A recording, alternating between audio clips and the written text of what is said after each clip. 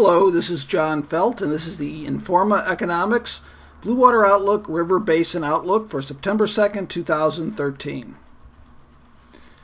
Well, last week I mentioned it'd be a very quiet week across the major river basins. This is the past 7-day precipitation, and really a couple things to focus on here. One of the things would be the yellow indicates 3 inches or more of rain. But from a basin perspective, especially these major river basins, this is really inconsequential. It's not going to do a whole lot. Now, for smaller tributaries, some of these areas of red could put some bumps on smaller tributaries, but it's really not going to do a whole lot as far as major inflows. I think of more significance is if you look at the areas of blue, or even where it indicates in gray where no rain occurred. It's been a very quiet week. The vast majority of the Missouri, Upper Mississippi river basins received really inconsequential type rainfall. Now, as we've seen the trend right through the spring, the parts of the Ohio River Basin, especially the southern parts here across Kentucky, more widespread rainfall, and that is sustaining river flows on the lower parts of the Ohio. Now, if we look at the percent of rainfall for the last 7 days, like I said, below normal rainfall is in red. You can see widespread areas of red, especially over that upper Mississippi. I'm going to talk about this a bit. I did issue a trend alert this week for the upper Mississippi because the tributaries that feed into it, particularly over Iowa and Minnesota, actually a large part of it, have really dropped out due to below normal precipitation. Now, I'm going to show that a little bit clearer here in the past 30 days and the past 60 days. This is where I look for the larger trends that are going to shape inflows into these river systems. And I think the past 30 days shows this here with the Missouri having above normal precipitation, indicated in blue and purple. That's the above normal precipitation. The upper Mississippi here, almost the entire basin is covered with below normal. And the red is well below normal, 25% of normal or less. And then we see the Ohio, I mentioned that north versus south here. The northern half of the Ohio is above or below normal, and the lower half is above normal. This is an active area here as we have gone through the summer. Most of this is below the Missouri and the upper Mississippi, but it did reach into the Ohio here. And we can see that on the 60-day as well.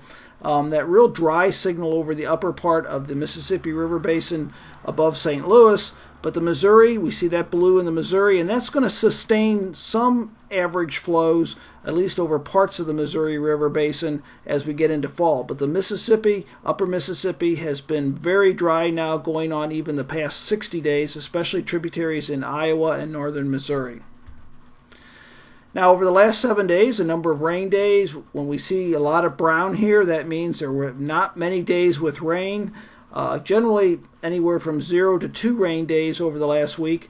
I mentioned in last week's briefing that the northern tier of the U.S., where the jet stream was active, might be a bit more active. You can see areas of green there. That's 4 or 5 days in a row of rain. Now, if we look at stream flow, the 7-day average, sometimes in late summer you can sort of see a patchwork type pattern. I'm going to have to look in more detail here because there is a lot of patchwork on the national view. But if we start with the upper Mississippi, what you see here, and this graph is the last 45 days, and from the entire basin, the entire upper Mississippi, it's running a bit below normal, and it somewhat looks like it's sort of holding in there. It's not dropping off very quickly. But if we look here at the color codings here, green being normal flow, and that's one of the reasons why we're still getting close to normal hanging in there, is because some of the areas have received more normal flow, but the area in yellow here, that's where really the flows have dropped out, and that has really been reducing the flows as we get down towards St. Louis. I'll show that in just a moment here.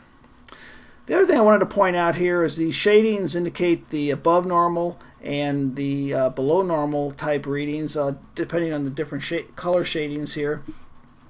And what we have here is I wanted to point out right in this area right here, this is 25 days ago and this is the current time, and the reds and the oranges here indicate the lower flow ranges. And you can see since August started about right here, look at the percentages have gone up.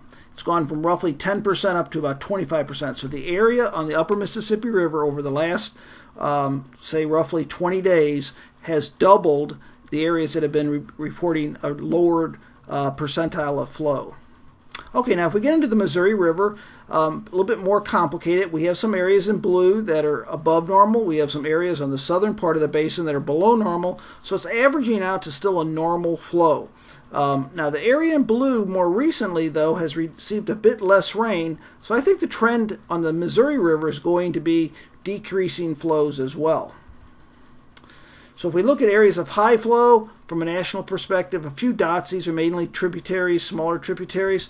If we look at low flows, what we see are more widespread areas of lower flows, especially, like I said, in parts of the middle upper Mississippi, such as Iowa, parts of Kansas and Nebraska. Okay, so let's look at a duration hydrograph for St. Charles here. And what this shows is the black line is the observed flow line. And what we see here is how it popped up here with some earlier this month, some significant inflows due to the Gasconade River. But look how much it's dropped. Now green is the normal shading for this time of year. If we get into this yellow and brown, it's below normal. So Missouri River's really dropped here at St. Charles once those enhanced flows got passed, and now it's just about in the below normal range, and I really don't see anything upstream that's going to stop it from continuing to get down there. So if we go back about a year ago, you can see where it was, about right here. This is 1 year ago. Remember that drought? I don't think we've forgotten that. You know what? It's not all that far from where it was at that time. So that's certainly worrisome on the lower part of the Missouri River. Now likewise on St. Louis, we had that flow come in from the Missouri River, and that brought this bump right here. But what we see here, look how fast it's dropped. It's almost in the below normal range here.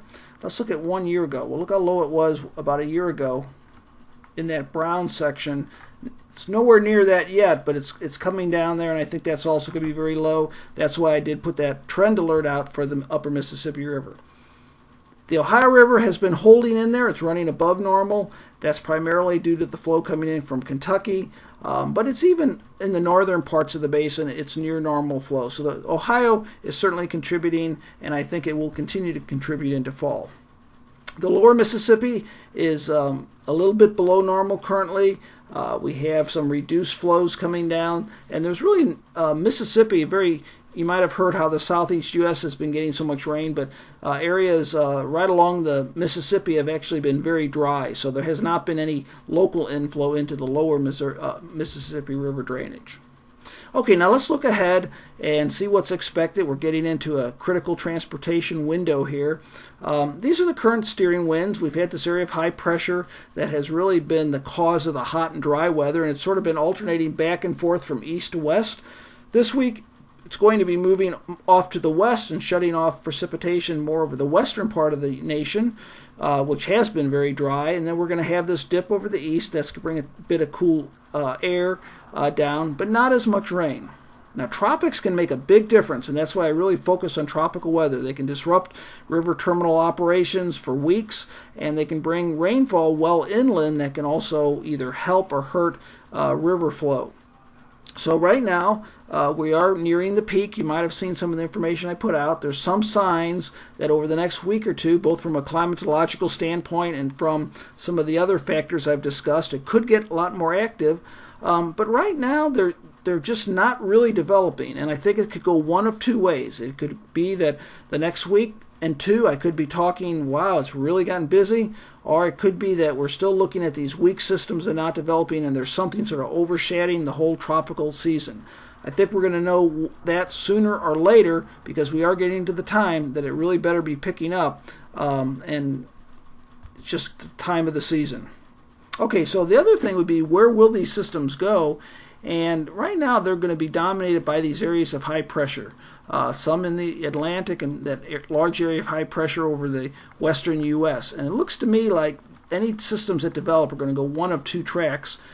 Along the southern edge of this high and coming into the Gulf of Mexico, or either go across the Gulf and maybe push into the West Gulf, most likely Mexico. So there is that possibility, and we're going to have to watch it, is that if one of these systems develops intensity over the next week, gets into the central part of the U.S., it could move up into the lower Mississippi. I think right now that's a stretch. It's really somewhat of a lower probability, but it is something that the steering flows do point out to is a possibility, and I will definitely keep you informed on that should something develop. Now, if we look at this week, not a whole lot of change. That ridge of high pressure in the west is going to build. Trough in the east, that's going to keep the energy north of that jet stream, so it's going to be a very quiet week across most of the nation. And if I look a little bit further out, the 6 to 10 day outlook, again, not a whole lot of change. Now keep in mind, once we get into middle of September, we're going to transition into the fall type pattern in a gradual manner, and that's a quiet time of the year. So it looks to me like the opportunity to get widespread rain events that'll help recharge these rivers are beginning to diminish very quickly. So here's the rain forecast for the next 7 days. Very similar to what we saw over the last week or so. It looks like, for the most part, very dry. Next week, or maybe during the middle of the week, I'm going to show you some of my maps that I look at for threshold runoff values, and that would show you that the amount over the upper parts of the Missouri and Mississippi just aren't enough to really produce enough runoff to really make a whole lot of difference. I'll talk about that when I have a little bit more time later this week. If I look out through the 9th through 17th, there are some signs of maybe some enhanced precipitation over right in the central part of the state, but again, this gets back to my point with the how dry that ground is. It's going to soak up most of that rain, and it's not going to produce nearly enough runoff to do a whole lot. But look at the upper Missouri River Basin, very dry and really not much significant rain. And I think we're seeing the early signs of fall here where rainfall begins to taper off. So some of the trends, I highlighted some areas of modest precipitation over upper parts of the Missouri and upper Mississippi. Otherwise, you're going to see a lot of either steady or slowly falling river conditions. You're going to see widespread areas of dry conditions. So it looks like a very quiet week with no major trends other than a continuation of current patterns that we've seen. Now, on the threats assessment, right now I don't see any severe storms other than just localized. I'm keeping a very close eye on the tropics, but right now I don't see anything impacting inland terminals or river systems. I don't see high flows, and I did put out a threat alert for a medium risk of low flows on the upper Mississippi River as we get into fall. And there's a possibility I might need to expand that. It looks like the possibility of expanding that as well within the next couple weeks. So your takeaway points, a significant dry spell continues, generally upstream from the middle part of the Mississippi. The Ohio, Missouri, and lower Mississippi have been somewhat normal, but I think those are also going to be trending on the lowering flows. And right now, the tropics are quiet. I plan to get a midweek update out on Wednesday, and then my long-range outlook will go out on Thursday. Thank you for listening to today's briefing, and I will be updating this in a week.